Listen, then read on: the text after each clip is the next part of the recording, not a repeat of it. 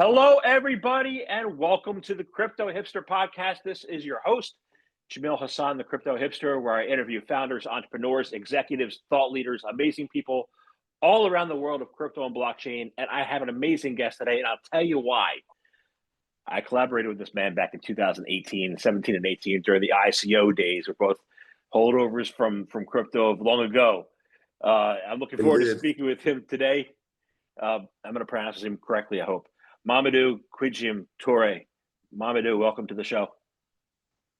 Thank you so much. It's such a pleasure to be here and reconnect with you on the show. So so much has happened over the years, and I'm glad to see you tall and strong, and having kind of gone all through the waves with the valleys of death, etc., in the industry, and here you are, strong and radiant. So congratulations.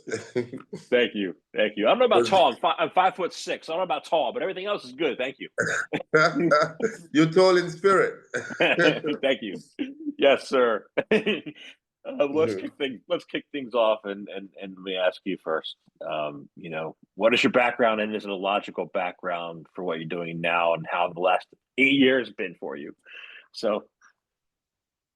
Yeah, my background, I'm from investment banking. Started my career with KPMG in Paris in France, then joined BNP Paribas investment banking arm, BNP Paribas Fortis, mostly focused on mergers and acquisitions, project finance, government advisory, before joining IFC World Bank, where I was in charge of investment in telecom, media, technologies for Sub-Saharan Africa. Spending my time mostly between Washington and the rest of the continent. I made the first investment in the world at the time in mobile money, mobile banking, even before M-Pesa, as I could see that that was the way the world was going, to leapfrog, right? I've always been big on looking at technologies that help leapfrog. And after those years, 8 years with IFC World Bank, I joined GE as managing director in charge of investment and project finance for the group. So spending a lot of time between New York and the continent, covering 48 countries across the industries: power, water, mining, oil and gas, transportation, healthcare. Where we had a chance to grow the portfolio from 5B to at least a pipeline of projects to 23B. And in parallel, I was always having, started my first NGO. I was 19. While I was at the World Bank, I was very frustrated with the system. So I decided to start my own organization called Africa 2.0 that gathered young leaders from Africa and the diaspora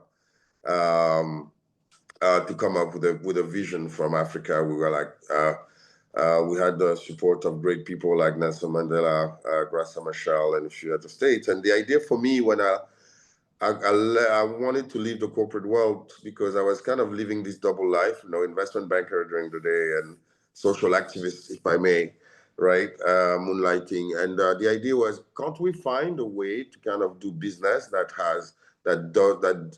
will let you do good and do well at the same time? And that's why I discovered also Bitcoin. And those were the very early days, the ICO days. I think those are the time where we met. And for me, it was very much of a revolution, right? It's like, oh, wait a minute. Are we moving away from the old boys club, and are we getting into decentralized finance where everybody really is going to have a chance? Are we really talking about this great opportunity for wealth transfer, where technology supersedes personal contacts and favors and bypass the central institutions that could be biased or inefficient sometimes. So I saw this as a revolution. I dropped everything. I think that's where we met. I was very, in my early days, super enthusiastic. We started maybe with a community coin as an idea, and then it evolved, into looking at what is that Africa has best to offer, right? In a context where most of my friends, entrepreneurs, CEOs would work very hard, but their currencies would depreciate. I even had friends in Argentina, in all those countries where no matter how hard they work, their wealth would be divided by 5 at the end of the year, right? And in a context where there's so much mineral resources and so much gold being exported, and gold in parallel would have gained, I think, between 2000 and 2017, 18, probably 600%, right, or 500%, and now 1,000%, right? So why don't we leverage to our strength? And the point was, okay, let's democratize access to gold, right? So that anyone could buy gold from as low as 10 cents or up to from $1 and use the power of blockchain technology to do that. And that's really how the journey began. Little did I know how complicated and how hard and how challenging the journey would be. But I don't regret a single second having embarked on this, because for me, it's an opportunity of a lifetime for a generation to make new rules towards shared prosperity and leveraging on technology for that. And since I'm big on leapfrogging, that's since internet, there hasn't been any better opportunity for people to leapfrog, right? Now you've had the highway of information with internet. The problem is that money never had a highway; it had a one-way, and and it was a one-way, tiny little passage, And now, okay, let's make it a highway, multi-directional, where effectively capital and asset can flow freely without the bottleneck of a middleman that decides who gets what. In a nutshell, that would be my background and how I got to this. Yeah. And if you didn't have the right credentials, you thought you were going down the road. That road was a dirt road. But, now it's Yeah, sometimes, now it's a paved road. So, Yeah. I do want to ask you, I did attend the World Bank conferences last October. I did go to the a summit on Africa on electricity in sub-Saharan Africa, and I don't know if you were there.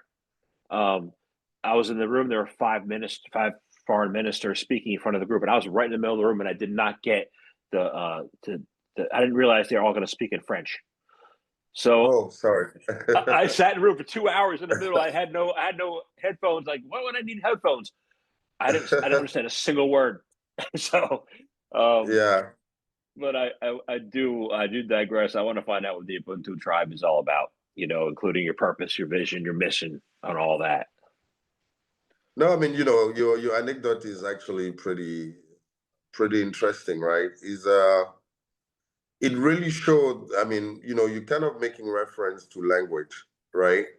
And sometimes language can be a prison, right? And there's so many elements besides language that and I'll link it to Ubuntu Tribe and you'll understand, that have kind of ring-fenced people to either a status or a geography or the prison of their own currency, right?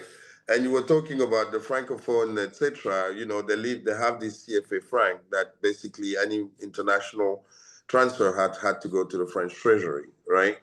So it's not, your point you're referring to is actually very, very timely. And I think what the point we had was, wait a minute, if everyone has the currency and actually only three were kind of globally recognized, euro, pounds, and dollars, and maybe the Japanese yen to a certain extent, and everything else was pointless or didn't really matter, right? But we came to one conclusion, is that there is one thing, one very thing that has always had value, regardless of civilization, regardless of geographies, across human history. It's gold. And it has been the backbone of the financial system. And every time of crisis, everybody go back to gold. So I don't, and another very interesting story is that even the elite troops of the top military groups in the world of whichever country, in your survival kit, most of them would have an ounce of gold in their survival kit. And you know why? Because no matter where you go, even if you're in the end of the Congo Basin or the Amazon forest, that ounce of gold will bring you home, right? So we said, okay, let's tokenize gold because at the end of the day, it's universal. There's no borders, there's no limitations. Everybody understands what it is. People have gold rings, earrings, chains, you name it, right? And if that's one thing, if it can be tokenized, wherever it goes on the planet, people will value it. The only problem was actually that people don't have access, right? At best, they can get jewelry. At worst, it gets exported and they've been given paper that keeps on losing value over time while the gold has left the shores and keeps appreciating over time.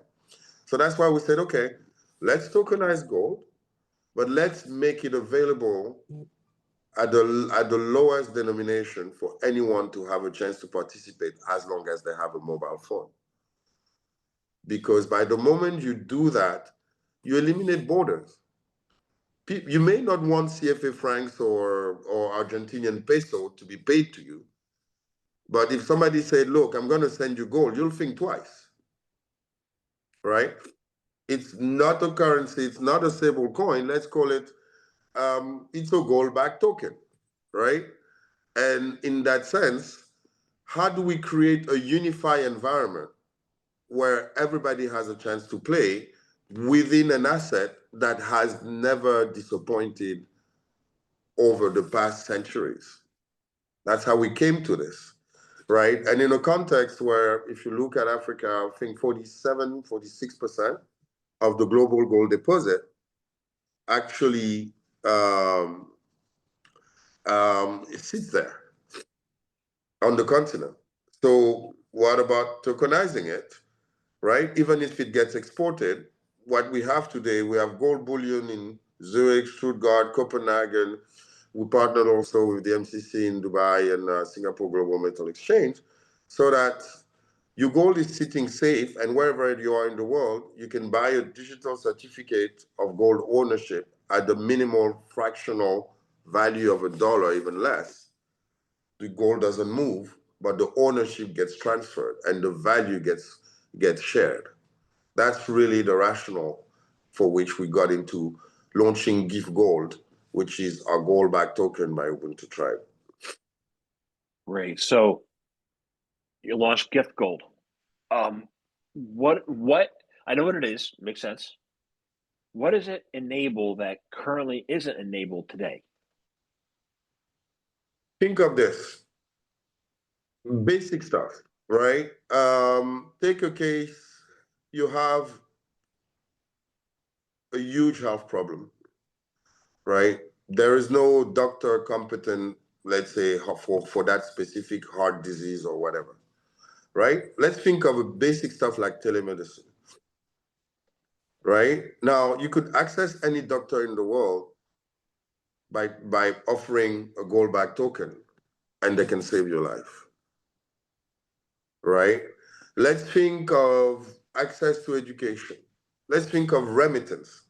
Why send paper back home when you can send gold that is programmable, that sits on your wallet, that keeps appreciating while you only take what you need, while the rest grows? Think of financial inclusion, right? Everybody's been talking about financial inclusion for the past 30 years, right? This is like the big narrative. But what does it really mean, financial inclusion? Is to give you a bank account? And then what? So if you don't have an asset, the bank won't lend to you, right? They lend based on collateral. And when they lend, they're going to charge you because you don't have any credit history, because you just got included. So they're going to charge you the highest possible interest rate. And financial inclusion turns into debt trap or poverty trap.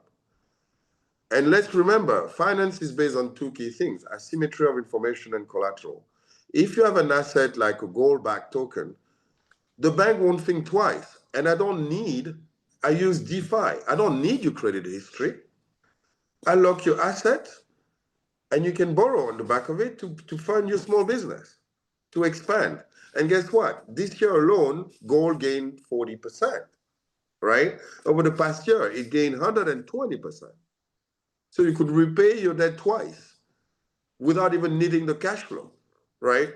And without having to produce historical data that you may not have. Think of students, think of farmers, think of blue collars who struggle. Well, even in the US, people forget that at least 15% of the US population is unbanked or underbanked, right? But they all have a phone. And many of those are maybe immigrants or lower bracket of the population.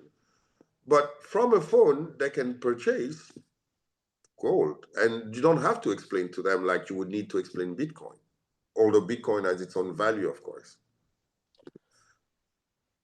That was my next follow-up question for you. And it's simple. If I walk into a bank with a bar of gold, they will lend me money. If I walk into the bank with my Bitcoin wallet, they will not lend me money. Why? Yes, correct. So how can we get the banks to understand? Like, there's no difference. They're both both assets. How do you get them to lend you money if you're a Bitcoin holder? We waiting for the Genius Act and the Clarity Act, right? Banks follow the leaders. Look at JP Morgan now, who's been for years, laughing at Bitcoin, and now is rushing towards Ethereum and Bitcoin. Why? Because it has become sexy, and because the US administration has realized that if they want to absorb the massive deficit, they're going to have to build different type of strategic reserves, right? And Bitcoin happened to be one of them, and they also need to kind of have those stable coins in place. And they gave the freedom to the likes of Amazon and banks to issue their own stable coins. Suddenly, watch this space. They're definitely gonna want, and you look at BlackRock, right? They started with Bitcoin ETF. So it's just a matter of time. I love this quote from Gandhi that says, first, they laugh at you. Then they ignore you. Then they fight you. And then you win. And that's really what's happening now, right? And it has become a game of if you can't beat them, join them. And that was the power of Bitcoin, this hyper decentralization, something you can't catch. And we all owe what we're doing today to Satoshi Nakamoto, in that sense, right? And I certainly see the rise because it will also become an asset of last resort in the context of the collapsing dollar, traditional capital markets ailing and battling, and it's kind of being more and more visible, where people would need to look at safe place to deploy their capital and balance their portfolio. Did you know that central banks basically, out of a global production of gold of 3,000 something tons, central banks last year bought like more than 1,000. So they know something we don't know, right? BlackRock launching Bitcoin ETF knows something we don't know. But we happen to not be as stupid as we look. I'd like to think I'm not as stupid as I look. I mean, we pretend for sure, but definitely we're not, and especially not you. Well, thank you. So I want to go back to something you said earlier. You posed a question, and I actually want to pose it back to you. You said, what does Africa best have to offer besides gold in this Web3 space? What does Africa best have to offer that we should be collaborating with or partnering with to make things happen? Okay, let's do the math. What people don't realize is that in 20 years, 7 kids born on the planet out of 10 will be Africans. In 15 years, we're going to be 2 billion people. and the youngest, of course, while at the same time, 7 out of 10 European will be above 65. So the demographics alone speaks for itself. Now, what people don't realize also is that Africa is 60% of the global arable land. So it means that once you bring technology and you have the human resources, and then you can leapfrog, then you start having something that is very unheard of. Now, let's talk about natural resources. You know, those conflicts that people see on the continent is not because Africans like to fight. It's because there is a prize there that is generally the resources, right? 70% of the platinum, 45% of the global gold deposit, 35% of the lithium. That's not nothing, including the rare earth, right? And all those things that serve for military. So the reason why Amazon is investing massively, and same for Elon Musk and Tesla, especially in the resources space, is because they know they're going to need it. Now, something people don't even realize, AI. We talk about AI, right? And we say, oh, the big thing about AI is going to be energy. Yes, it will. But what people don't realize is that to build all those data centers, the cost, the expenses in your total expense for those data centers will go for 6% into copper. So where is this copper going to come from?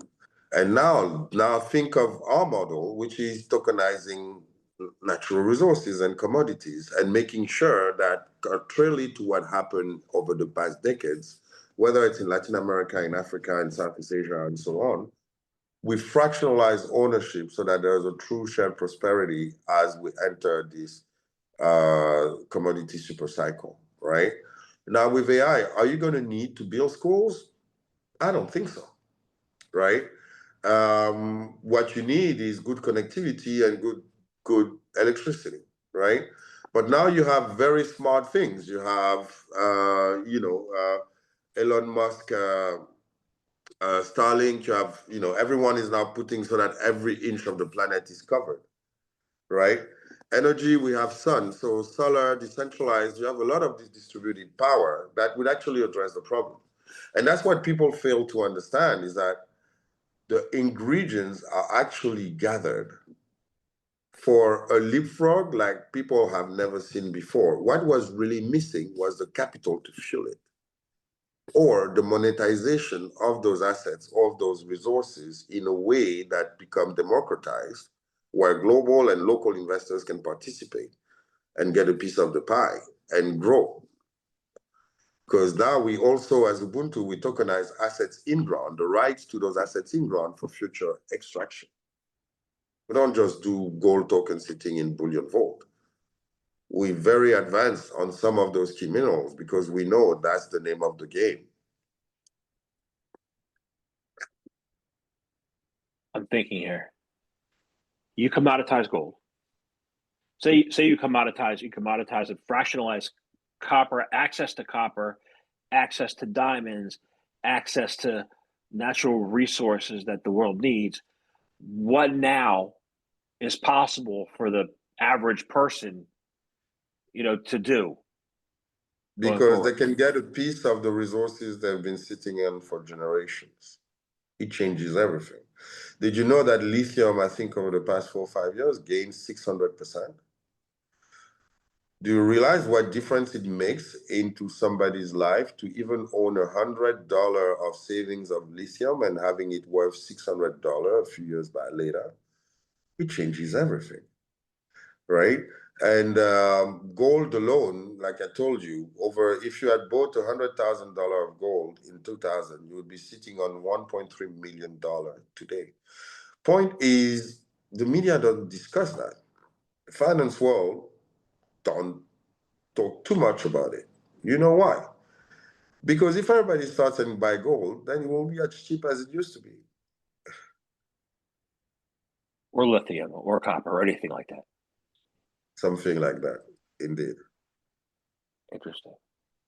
So I want to talk. You said people don't have access to banking. So I want to find out, gold tokenization and MiCA. MiCA, like regulations, has been a regulation framework that has worked, in Europe and then some African countries too. But I want to find out under, compliance standards under MiCA, what Yeah. what operational protocols would be the template for asset tokenization globally because of it? So we have good news for you. We fully regulated under MiCA, right?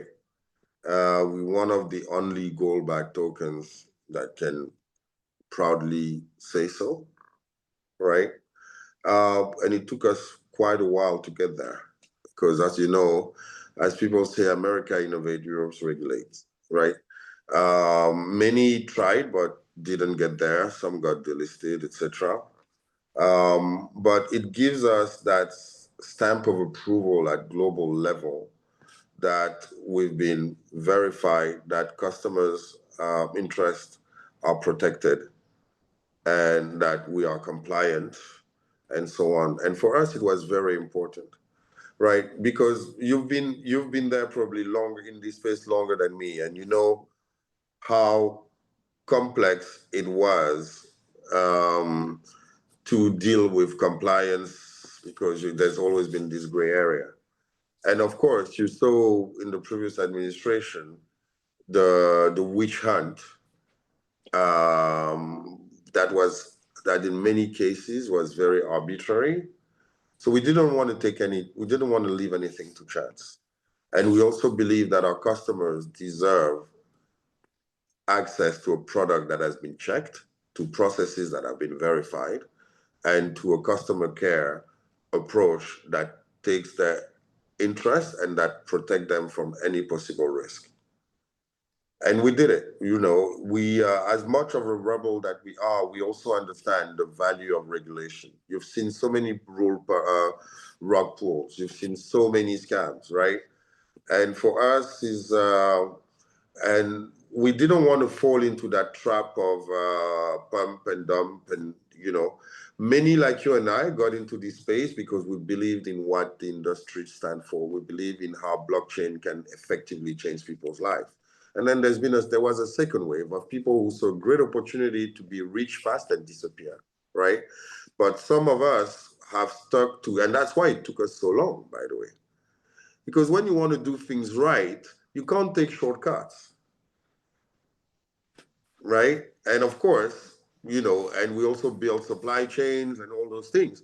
But now here we are. We are fully regulated in Europe, soon in other regions, of course, across the continent. We also have a wallet that is full compliant with KYC and so on. And that for us was very important, right? Because ultimately we're here to stay. It takes time to build trust, right? And the same way that it takes time to build when you want your product to be trusted. Yeah. So let's talk about those shortcuts. I agree with you. There are a lot of people who come in who over leverage their bets to try to get rich quick, right? They're missing a point, right? Yeah. They're in a big way. Like, so we're here for the adoption, for the long haul. How's it gonna? But a lot of people don't see that. How do you get more people to see that this is an opportunity to build for the long haul? And then by backing, your tokens with physical assets, how can they become part of the long haul and think in terms of long-term wealth instead of get rich quick? It's a very good question. So our model, I'll tell you at least our story, right?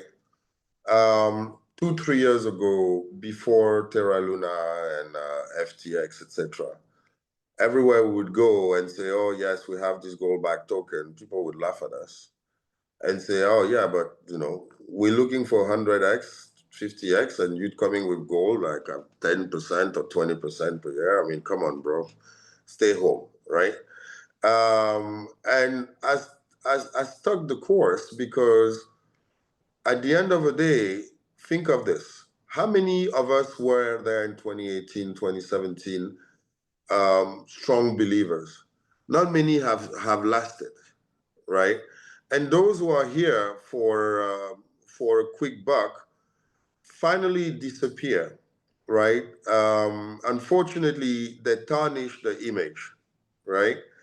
And it's also about talking to the right audience, because it's so much easier to call upon greed than to offer hope, right? And the reality is people also have to make their own experience. So we had to stay quiet on the side, understanding that the time will come for people to decipher. But it's also about talking to the right audience to whom it makes a difference, right? And I think there's been a lot of narrative that were not necessarily addressed to those who need it the most, right? And in our case, we make sure we also communicate, and it's a lot of education, right? Because you don't come with complex tokenomics and say, I'm going to burn my token so that the price goes 5x. You're not going to burn gold, sorry, right? But I think resilience, grit, and consistency for people to ultimately see that there is there is a difference, and there are people out there, and also I think what's also coming is that the early adopters were much more risk averse. They wouldn't mind losing everything because it was spare money, right? Those I won't call them the late adopters, but the mass adopters are more mom and pop who are more careful, right? And can't really bargain, the savings of the family. And that might be also the audience, which is the 95% at the end of the day. Think of this, right? Crypto today is 400 million wallets, 450 maybe, 500 if you're lucky, if you don't count the double counting, right? We're talking about 8 billion people. It means that 7.5 billion are yet to be onboarded. And that gives me hope, right? But it also shows that it has stagnated, adoption has stagnated because there was a failure in finding, one, the narrative, and second, the outreach to an audience who actually is the one who needed the most, who lives from paycheck to paycheck. I'm going to have to go back to your World Bank hat on the next question. Let me change it then. How about this one? I like it. World Bank hat. I mean, you got me at hello. I thought I had a second hand on my table. Let's play the game. Awesome. So I have listeners in 128 countries. I don't have listeners in 205 countries.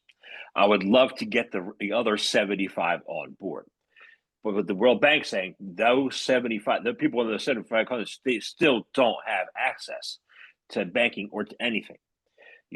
So for the people who lack this banking access, how do you think that your fractional ownership of the resources can help them to then gain the banking access? And how do we move that forward? Okay, so once again, let's do the math, right? If you take, what people don't realize is that in the United States, you have 52% of the population who has access to the stock market. It literally means that 160 million Americans don't have access, okay? Europe is probably 45% or something like that. So, and if you count Japan, so basically OECD countries would be half, 50%. Africa, maybe stock markets, bonds, whatever, we talk about 5 to 10%. And other emerging markets, you're talking about 15%, right? So if you take all those people together, it's less than 1 billion people. It's 800 million people, roughly, right? Now, let me see. I think I have something here. Yeah, I have something.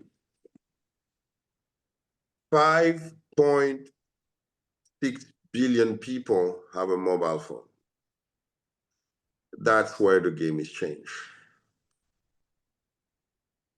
And through that mobile phone, they can buy any digital assets. Even if it's not a smartphone, you can do it via USSD today, right? In our model, you have, payment partners, etc. That covers 170 countries, and where you can reach through your phone, even if you don't have a bank account. How beautiful is that? Suddenly, you have assets that appreciate over time, and that skyrocket, things you would never even have thought of. And soon we'll be tokenizing the shares of Tesla, Nvidia, fractionalizing it. And you can sit in the middle of the forest and get them on your phone. That's where the change is, right? And like I mentioned before, I've always been about leapfrogging, because there's no way you're going to catch up with others if you follow the same linear path, right? And technology is the biggest equalizer. And if you can have gold for $1, if you can have Satoshi for even less, or right? If you can get a lot of those that are priced outside of your local currency depending of a government that can perform or not perform, and that can ruin your economy overnight, you're protected. And that's really where we're heading. And that's why we built a wallet that is also working low latency. That's why we're working on USSD solutions, so that we serve our vision to create equal access to opportunity, regardless to place of birth or wealth at birth. I love it. I love the whole entire concept of leapfrogging. So, Thank you so much. yeah. So I want to thank you very much for your time today. I enjoyed speaking with you. It's great to catch up after 7 years, 8 years. I have one last question. It's sort of simple. It's how can people find out more information about you, about Ubuntu Tribe, about your gift gold? Well, how can they do that? So yeah, thank you so much. I mean, of course, you can find more information on Ubuntu Tribe on our website, utribe.one, utribe.one. And of course, follow us on social media, Ubuntu Tribe One or Ubuntu Tribe or utribe, Telegram,